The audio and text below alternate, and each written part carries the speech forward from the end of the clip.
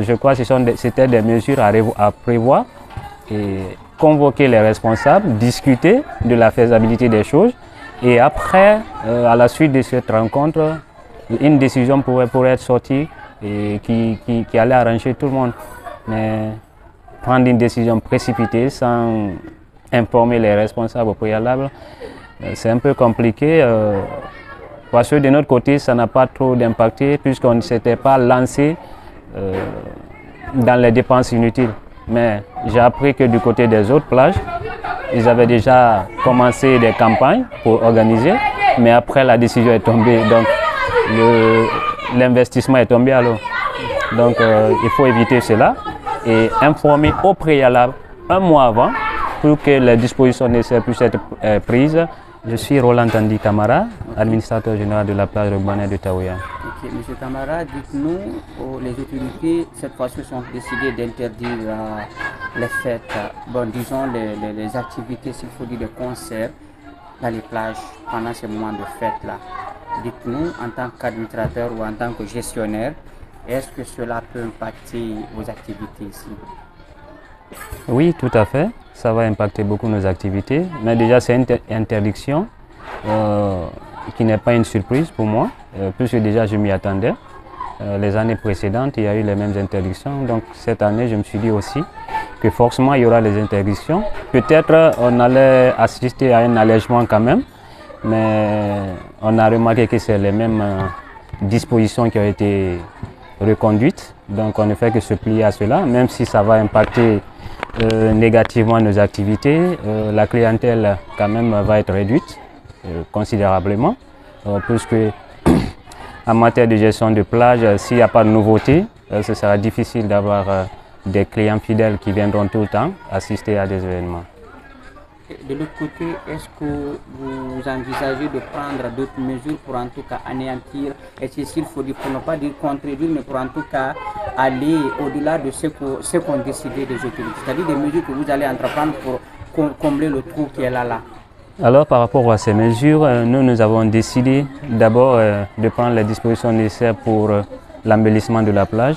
Déjà nous avons entamé, nous avons commencé par l'assainissement avec des agences comme l'Union européenne, l'ENABEL et l'implication de la mairie de Ratoma. On a commencé l'assainissement et les poubelles sont arrivées. On a contacté des PME, on va assainir et en même temps nous allons contacter des vendeurs de guirlandes pour mettre plus de luminosité et plus de couleurs sur la plage afin d'attirer plus de personnes. Sinon, au-delà de ça, par rapport au fait, nous ne voulons pas en tout cas brandir l'interdiction. Nous allons nous focaliser sur nos objectifs, c'est-à-dire assainir et embellir la plage, mais autre chose, on va s'abstenir. Est-ce que vous avez un message à lancer à l'endroit des autorités? Effectivement, le message à lancer, c'est très simple, surtout par rapport à l'endroit de Madame la gouverneure.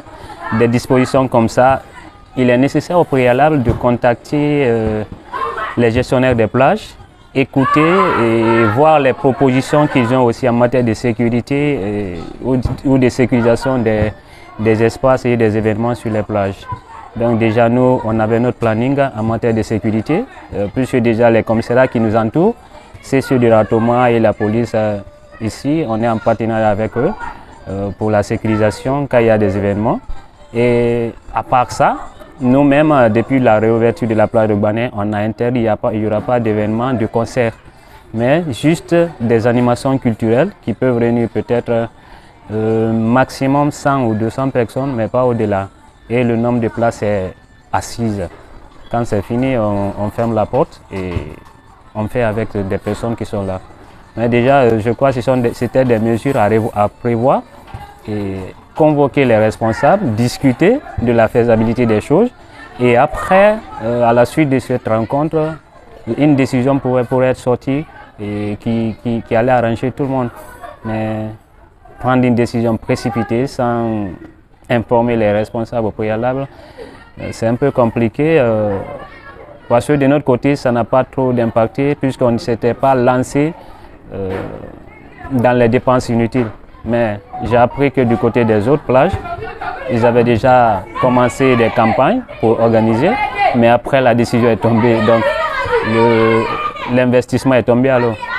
Donc il faut éviter cela et informer au préalable un mois avant pour que les dispositions nécessaires puissent être prises pour éviter en tout cas de passer la fête sans engouement. Quel est votre message à l'endroit des citoyens qui font partie de votre clientèle et pour éviter tout dégâts durant cette fête?